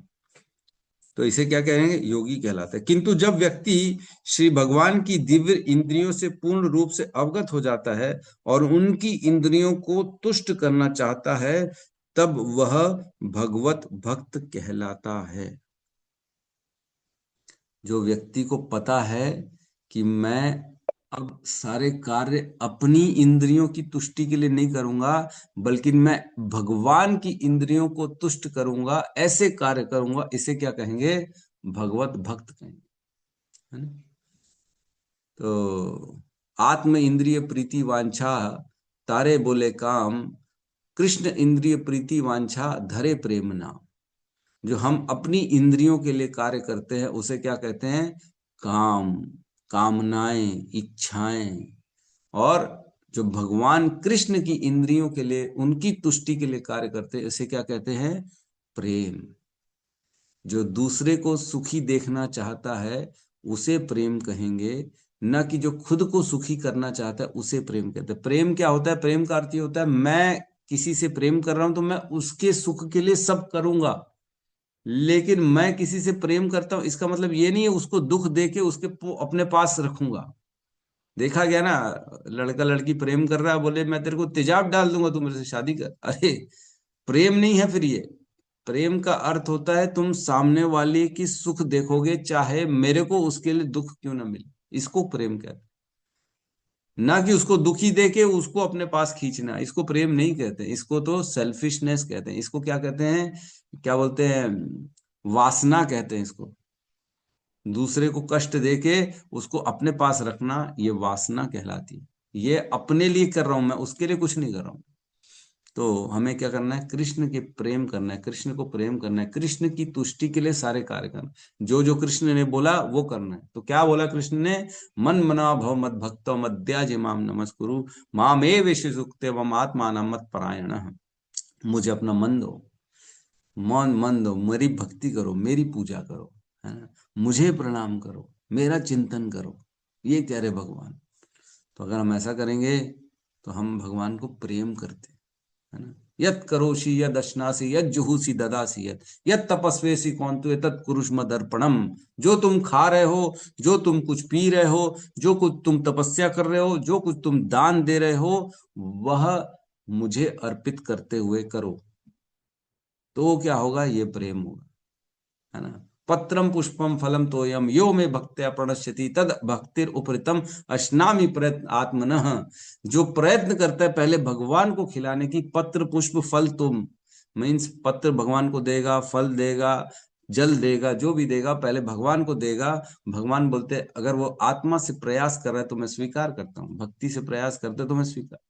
तो हमें क्या करना है? भगवान को पहले अर्पित करना है, फिर हमें करना है। तो ये क्या कहलाएंगे? हम भक्त कहलाएंगे। नहीं तो हम क्या लाएंगे? हम भी क्या करेंगे? खुदगर्ज कहलाएंगे। हम अपने लिए काम कर रहे हैं और कुछ नहीं कर रहे। तो इस प्रकार हमें अपनी इंद्रियों की तुष्टि के लिए काम नहीं करना है, हमें भगवान की तुष्टि के लिए काम करना है। अपनी इंद्रियों के लिए काम करेंगे तो हमारा पतन हो जाएगा। अगर एक भी इंद्री हमारी जो है आउट ऑफ कंट्रोल हुई ना, 2.70 270 में, इसमें कहते हैं, है ना, कि जो पुरुष समुद्र में निरंतर प्रवेश करते रहने वाली नदियों के समान इच्छाओं के निरंतर प्रवाह से विचलित नहीं होता और जो सदैव स्थिर रहता है, वही शांति प्राप्त कर सकता है। वह नहीं जो ऐसी इच्छाओं को तुष्ट करने की चेष्टा करता है। जैसे निरंतर नदी बहती रहती समंदर की तरफ, रुकती नहीं है, दिन में 24 घंटे समंदर की तरफ बह रही बह रही बह रही बह रही। वैसी 24 घंटे हमारे यहाँ इंद्रियां काम करे जा रही, ये भी चाहिए, वो भी चाहिए, नई नई इच्छा प्रकट हो रही, ये चाहिए, वो चाहिए, ये चाहिए, वो चाहिए। तो ऐसी इच्छाओं के प्रति जो विचलित नहीं होता, कृपया शांति बनाए रखिए, आप अनम्यूट मत करिए, है ना। तो जो ऐसी इच्छाओं के प्रति विचलित नहीं होता, जो समुद्र के समान शांत बना रहता है, नदियों के समान उफान नहीं मारता, वही व्यक्ति एक्चुअल में वह शांति को प्राप्त करता है। वह नहीं जो भगवान के, जो अपने इंद्रियों की तुष्टि में लगा रहता है। और कहते हैं 2.67 में कहते हैं, जिस प्रकार पानी में तैरती नाव को प्रचंड वायु दूर बहा ले जाती है, उसी प्रकार विचरणशील इंद्रियों में से कोई एक जिस पर मन निरंतर लगा रहता है, मनुष्य की बुद्धि को हर लेती है। अगर एक इंद्री भी अनकंट्रोल्ड हुई तो बुद्धि हमारी निकल जाएगी, भक्ति प्राप्त नहीं हो पाएगी। एक इंद्री भी, समझ में आ रहा है? अगर सोना रखा है घर पे, 4 दरवाजे घर में, 4 नहीं 5 दरवाजे घर में, एक दरवाजा भी लॉक करना भूल गए तो अगले दिन क्या होगा? लूटपाट हो गई, सोना गायब हो गया। अरे प्रभु अगले दिन बोले, अरे भैया मैंने 4 ताले ऐसे लगाए, 4 गेटों को तो ऐसा जंजीर से रगड़ रगड़ के बांध के रखा था, उन चारों दरवाजे में से कोई घुस नहीं सकता, तो भी चोरी हो गई। अरे भैया एक छूट गया, सॉरी, एक गलती से मेरे से छूट गया, तो एक छूटा, उसी में से चोर आया और पूरा सोने को लेके चला गया। तो 4 दरवाजे को बंद करने का अर्थ क्या हुआ? कुछ फायदा मिला? 4 दरवाजों में बड़े बड़े ताले लगा लिए, गोदरेज के बड़े बड़े, इतने बड़े बड़े ताले लगा लिए, लेकिन एक दरवाजे को लॉक करना ही भूल गए, चोरी हो गया, पूरा सामान चोरी हो गया। वैसे ही होता है, अगर एक इंद्री भी अनकंट्रोल्ड हुई तो भक्ति बढ़ेगी नहीं, आगे रुक जाएगी भक्ति, क्योंकि एक दरवाजा खुला छोड़ दिया हमने। सारे दरवाजे जब तक बंद नहीं होंगे तब तक भक्ति पकेगी नहीं। कुकर में पकती है ना सब्जी, पकेगी नहीं। पता लगा कुकर में पका रहे हैं, लेकिन ऊपर जो है कुकर की सीटी वो खुली हुई है, स्टीम निकलती जा रही बाहर, तो पकेगी क्या सब्जी? नहीं पकेगी। कहीं से भी लीक है तो पकेगा नहीं है। वो एक लीक भी अगर हुआ तो कुकर से जो स्टीम निकल जाएगी और सब्जी पकेगी नहीं। उसी प्रकार एक इंद्रिय अगर आंख के प्रति व्यक्ति कंट्रोल नहीं कर पा रहे, जीवा को कंट्रोल नहीं कर पा रहे, श्रवण इंद्रियों को कंट्रोल नहीं कर पा रहे, घ्राणेंद्रियों को कंट्रोल नहीं कर पा रहे, अगर स्किन को, स्पर्श को कंट्रोल नहीं कर पा रहे हैं, तो कहीं से भी हमारा अगर लीकेज हो गया तो भक्ति में आगे नहीं बढ़ पाए, है ना। जीवा वेगम नहीं, वाचो वेगम मनसा क्रोध वेगम उदर वेगम, जीवा वेगम उदर उपस्थ वेगम, एतान वेगान यो विषहेत धीर। जो ये सभी वेगों को कंट्रोल कर सकता है वही धीरवान व्यक्ति है ना। जीवा वेगम, वाचो वेगम मनसा क्रोध वेगम, वचन वाणी को कंट्रोल करो, मन को कंट्रोल करो, क्रोध को कंट्रोल करो। जीवा वेगम, खाने की जो ये रस खाए वो खाना है, वो खाना है, उसको। उदर उपस्थ वेगम, अपने जननेंद्रियों को कंट्रोल करो। ये सारे वेगों को जो कंट्रोल करेगा वही पूरी पृथ्वी में शिष्य बनाने के लायक है, वही गुरु बनने के लायक है, न कि वो जिसकी एक भी इंद्री अनकंट्रोल्ड है। एक भी इंद्री अनकंट्रोल्ड हुई तो खत्म कहानी। फिर खत्म कहानी, फिर पूरा सोना घर से चोरी हो जाएगा, है ना। कहने का अर्थ है भक्ति नहीं मिलेगी, पूरी भक्ति निकल जाएगी। तो अपनी इंद्रियों को कंट्रोल करना। चाय नहीं छूट रही प्रभु, एक बस एक नेगेटिव है, बस गुटखा नहीं छूट रहा प्रभु, बाकी तो वह सब कंट्रोल कर लिया। प्रभुपाद से बोला किसी ने, प्रभुपाद ये 4 नियम को अपन 3.5 कर लें क्या? 3.5 तक चला लेंगे क्या? तो प्रभुपाद बोले नो, 4 मीन्स 4, नॉट 3.9। 3.9 भी नहीं होगा, 4 मीन्स 4। 4 rule means 4 rule. तो हमें ये कंट्रोल करना पड़ेगा इंद्रियों को, छोटी छोटी इच्छाओं को। ये प्रभु हम थोड़ा सा कहीं कुछ हल्की सी छुट्टी मार लेते हैं, एक दिन चीट डे होता है ना, चीट मील कर लेते हैं लोग आजकल। जिम जाते हैं, 6 दिन एकदम वर्किंग करेंगे ये हार्ड हार्ड, और एक दिन चीटिंग करेंगे, नहीं नहीं आज छुट्टी, हमारा चीट डे है। तो हमारे इंद्रियों के साथ ऐसा नहीं है कि हफ्ते में 6 दिन इंद्रियों को कंट्रोल किया और एक दिन इंद्रियों को खुला छोड़ दिया, ऐसा नहीं। 7 दिन 365 दिन इंद्रियों को कंट्रोल करना पड़ेगा, तभी भगवान की भक्ति में आगे बढ़ पाए। ठीक है, तो यहाँ पे किसी को कोई प्रश्न है तो हम ले सकते हैं।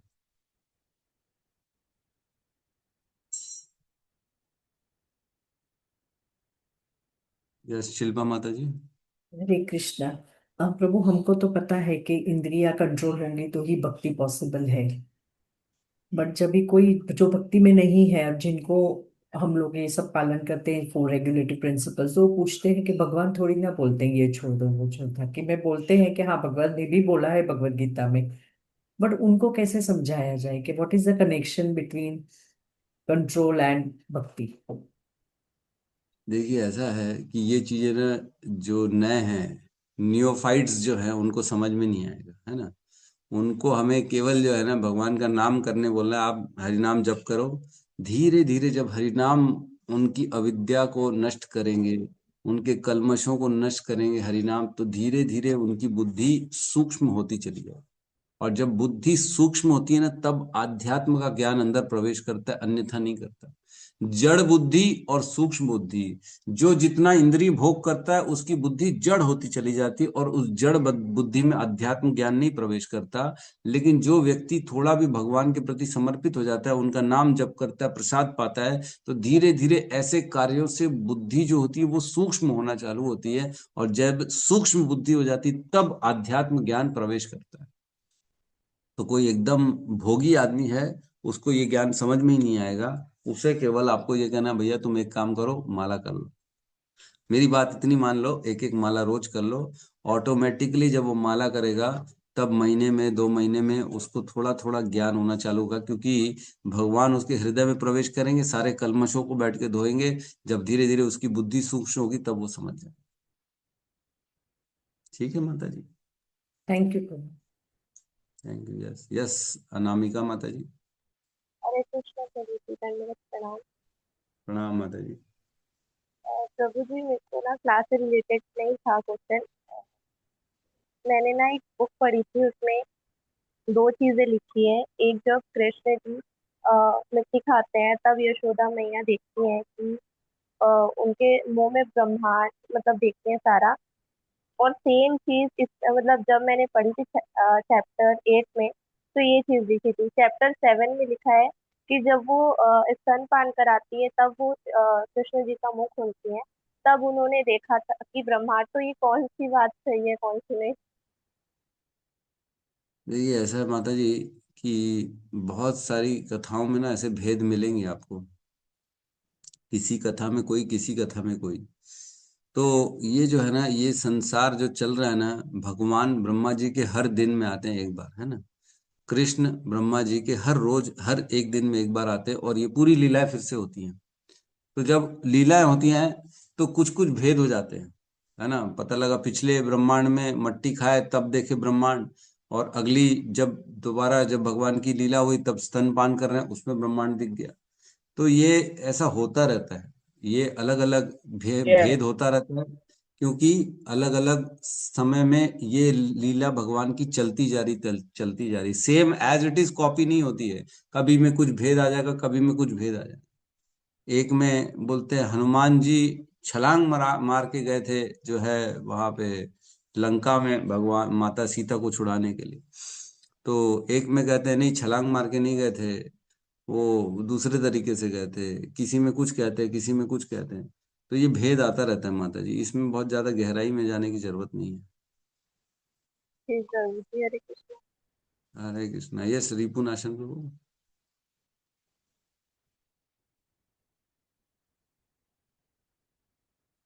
हरे कृष्णा। रिपुनाशन प्रभु।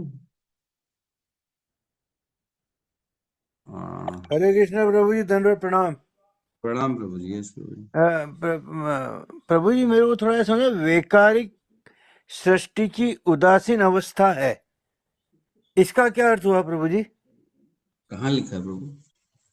ये है ना शुरू में तात्पर्य में, वैकारिक सृष्टि की उदासीन अवस्था है। वैकारिक सृष्टि की उदासीन अवस्था है। वैकारिक हाँ, मीन्स, इसका अर्थ क्या हुआ प्रभु जी? हाँ मैं बता रहा हूँ ना, बोलने देंगे तो बता रहा हूँ मैं। वैकारिक सृष्टि मीन्स सतोगुणी जो सृष्टि है वह उदासीन अवस्था है, मीन्स न्यूट्रल अवस्था है।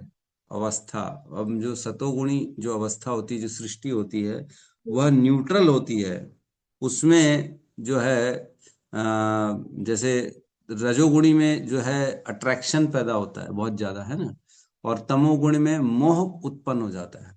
लेकिन सतोगुण में न्यूट्रलिटी होती है, ना ही अट्रैक्शन होता है, ना मोह होता है, ना पागलपन होता है, ना कुछ होता है। व्यक्ति ज्ञान से संतुष्ट रहता है, ना प्रयास करता है, ना पागल की तरह जो है प्रमाद मोह तमसो ये सब नहीं होता। उसमें न्यूट्रल अवस्था, उदासीन रहता है। इंद्रियां विषय जो है सामने दिख रहे हैं, लेकिन न्यूट्रल रहता है, विषयों के प्रति आसक्त नहीं होता, ये कह रहे हैं, है ना। मतलब प्रभु जी सृष्टि के प्रति कोई आकर्षण नहीं। हाँ, सतोगुण में जो विषय है उनके प्रति आकर्षण नहीं होता। रजोगुण में विषयों के प्रति आकर्षण होता है, और तमोगुण में तो पागलपन में कुछ भी कर देता है व्यक्ति। लेकिन सतोगुण में उदासीन रहता है, न्यूट्रल अवस्था रहता है। पड़े हैं रसगुल्ले, तो ऐसा नहीं है कि पागल की तरह उसको खाने के लिए प्रयास करेगा, मेहनत करेगा, नहीं नहीं, पड़े हैं वो अपनी जगह, हम अपनी जगह अपने ज्ञान में पुष्ट हैं, हमको कोई फर्क नहीं पड़ता। तो ये है उदासीन अवस्था। ठीक है प्रभु। हरे कृष्ण प्रभु जी, धन्यवाद, प्रणाम। हरे प्रणाम। कृष्ण प्रभु जी। प्रभु जी, अट्रैक्शन और मोह में क्या डिफरेंस हुआ? अट्रैक्शन जो होता है वह, और मोह, मोह में क्या होता है, बुद्धि काम नहीं करती है ना। मोह में व्यक्ति अत्यधिक जो है उसको प्राप्त करने के लिए कुछ भी कार्य कर लेता है, मोह। और आसक्ति, अट्रैक्शन मीन्स अभी विषय का चिंतन चल रहा है, इसको प्राप्त करने के लिए व्यक्ति रास्ते ढूंढ रहा है कि कैसे मैं इसको प्राप्त कर लूं, इसको पाने की मेरी इच्छा है, इसको एक बार अट्रैक्शन कहेंगे। अट्रैक्शन सतोगुण में भी होता है, ऐसा नहीं कि नहीं होता, रजोगुण में भी अट्रैक्शन होता है। लेकिन तमोगुण का जो अट्रैक्शन होता है ना, उसमें व्यक्ति बुद्धि विवेक का यूज ही नहीं करता। वह मोह हो जाता है कि मोह में आके कुछ भी काम कर दिया उसने, बिना बुद्धि लगाए, बिना सही गलत का फैसला लिए, वह बस उसको प्राप्त करना है किसी भी कीमत पर, इसको कहेंगे मोह। जी ठीक है। प्रभु जी। हरे कृष्ण। यस मधुनंदनी माता जी। हरे कृष्णा प्रभु जी। प्रभु जी, दो क्वेश्चन है मेरे। पहले तो कि ये जो मन का कंट्रोलर चंद्रमा बताया आपने, तो जो जैसे अभी जो सब ये साइंटिफिकली जो चंद्र ग्रहण ये जो होगा उसका असर होता है क्या हमको? होता है ना, बिल्कुल होता है। उसको कैसे? चंद्रमा का हमारी पूरी बॉडी में वैसे तो असर होता है, लेकिन मन का अधिष्ठाता है चंद्र, तो मन को पूर्ण रूप से वह जो है मन कंट्रोल करता है। जैसे हम कई बार देखते हैं, आप अब किसी से गहराई से जैसे चर्चा करेंगे ना, तो पता पड़ेगा शुक्ल पक्ष और कृष्ण पक्ष दो पक्ष होते हैं। शुक्ल पक्ष में चंद्रमा धीरे धीरे धीरे बढ़ता है और कृष्ण पक्ष में धीरे धीरे घटता है। तो जैसे कुछ लोग होते हैं जो बहुत ज्यादा सेंसिटिव होते हैं ना, वह शुक्ल पक्ष जैसे चंद्रमा पूर्ण होता है ना, तो धीरे धीरे वो प्रसन्न होता चालू होते हैं, उनका बड़ा अच्छा उनके अंदर धीरे दिखता है। लेकिन कृष्ण पक्ष में जैसे अमावस की ओर जाता है ना, तो धीरे धीरे डिप्रेशन बढ़ता है, उनका डिप्रेशन बढ़ता है। चंद्रमा जैसे अमावस की रात आ गई तो पूर्ण रूप से बेचारे जो है मन उनका निर्बल हो जाएगा।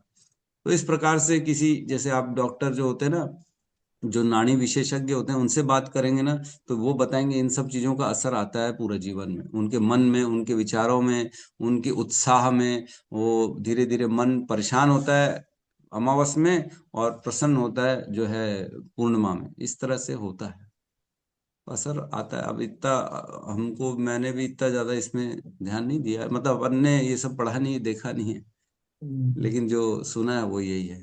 हाँ।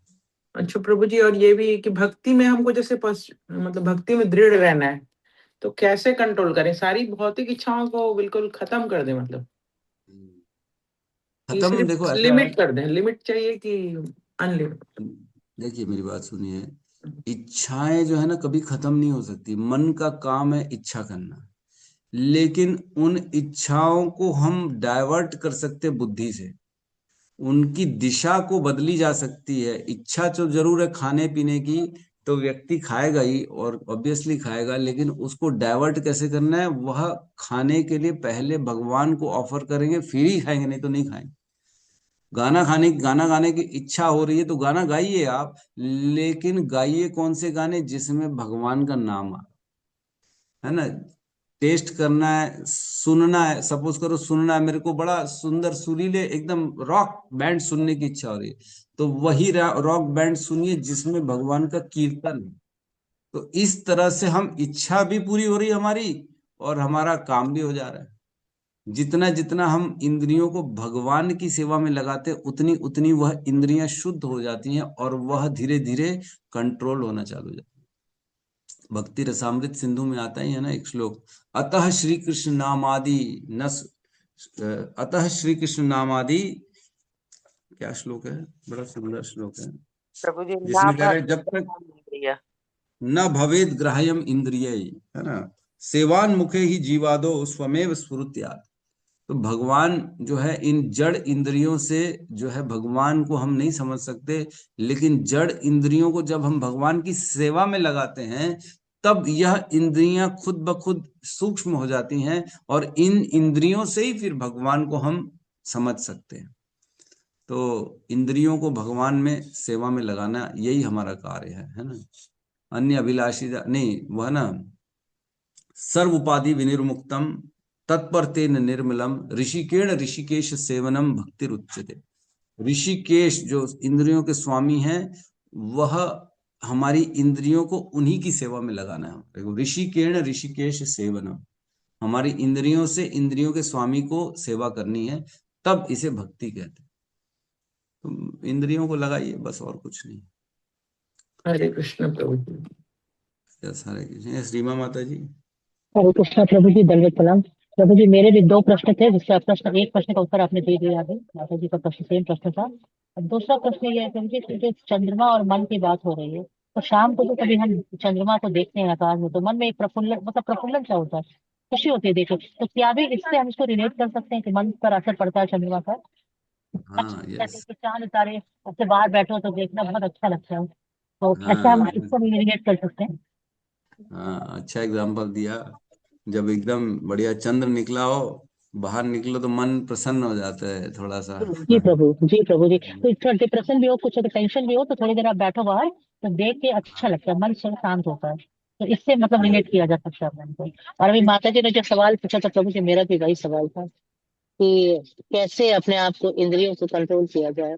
लगाने की बात जहां तक है प्रभु जी, तो कोशिश तो कर ही रहे हैं भगवान की तरफ लगाने के लिए। कुछ चीजें ऐसा लगता है कि नहीं, वो चीजें नहीं जा रही भगवान की तरफ, वो इंद्रियां नहीं जा रही भगवान की तरफ।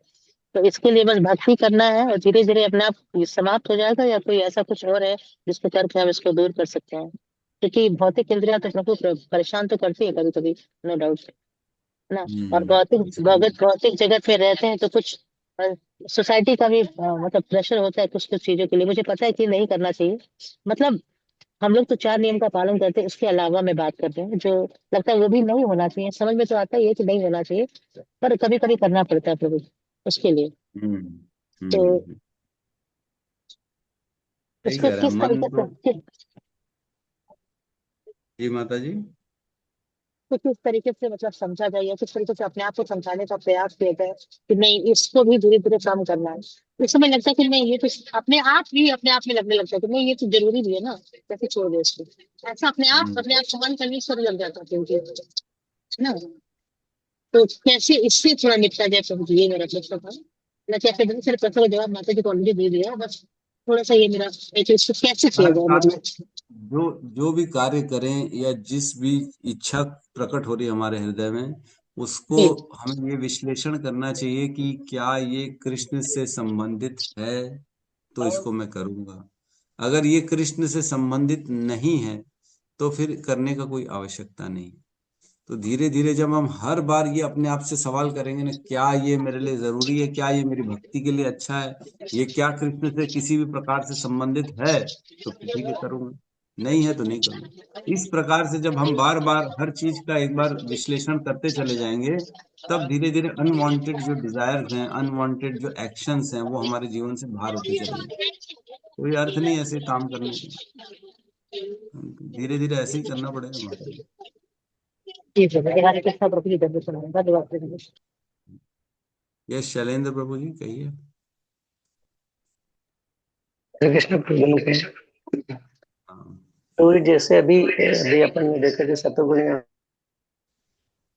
अहंकार से मन और देवता उत्पन्न होते हैं। तो देवताओं सभी इंद्रियों को कंट्रोल करते हैं। तो अपना एक एग्जांपल है कि जैसे जो भी देवता हैं, तो उनको अपन उनको तुष्ट करें या वो हमको तुष्ट करें, मतलब खुश करें, जैसे अभी आपने एग्जांपल बताया था। तो अब यहाँ पर जैसे इस वाले श्लोक में या कि एग्जांपल पे आया कि हमको उनको तुष्ट करना चाहिए। तो यदि प्रीवियसली हम देखें कि जनरली है कि हमको देवताओं का रिस्पेक्ट करना चाहिए, क्योंकि कहीं ना कहीं वो भगवान के ही हैं। बट उनको तुष्ट हम अल्टीमेटली कृष्ण को कर देंगे तो वो तुष्ट हो जाएंगे। हाँ हो जाएंगे yes। तो अल्टीमेटली मतलब ये कि यहाँ पर ये बोल रहे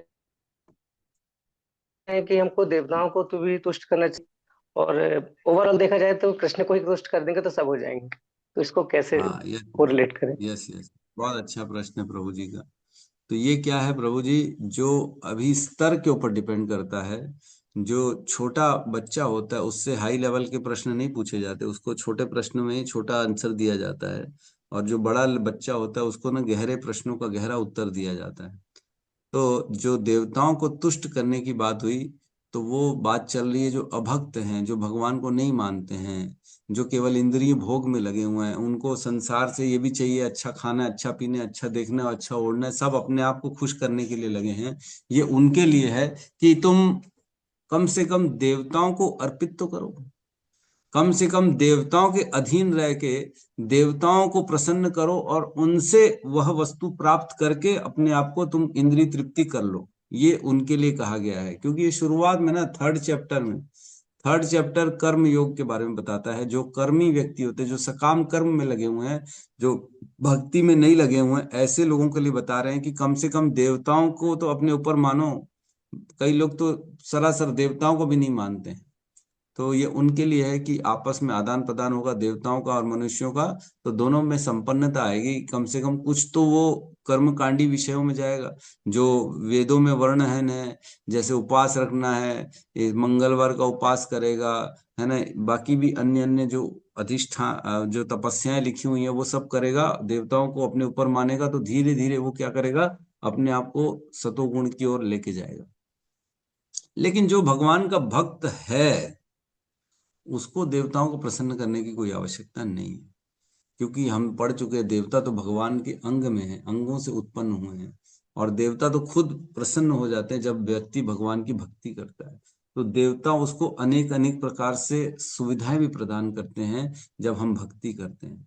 जो जो जिस अंग का देवता है ना, हम भक्ति करते हैं तो वो देवता प्रसन्न होता है कि अरे वाह ये भक्ति कर रहा है, तो हम पे वो कृपा करते और हमें जो है और हमारे उस अंग को वो उत्साह दे देते और हमें कार्य करने की शक्ति देते हैं, ताकि हम भगवान की भक्ति में और आगे बढ़े और आगे बढ़े और आगे बढ़े।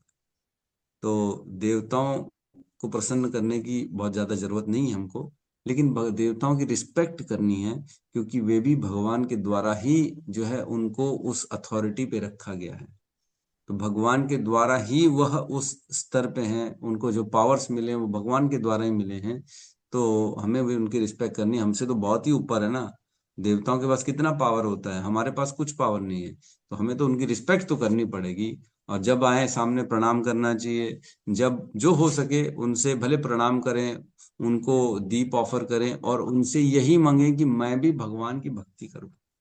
आप जिस प्रकार भगवान की सेवा में लगे हुए हो, आपको जो भगवान ने जिम्मेदारी दी है, आप उसकी जिम्मेदारी को अच्छे से निभा रहे हो, तो ऐसी कृपा करो कि मैं भी भगवान का प्रिय बनूं, मैं भी भगवान की भक्ति में आगे बढ़ूं, इतनी मुझ पे कृपा करो। तो इस हिसाब से हम देवताओं की प्रार्थना कर सकते हैं, उनको प्रणाम कर सकते हैं, नो प्रॉब्लम। ठीक है जी, थैंक यू प्रभु।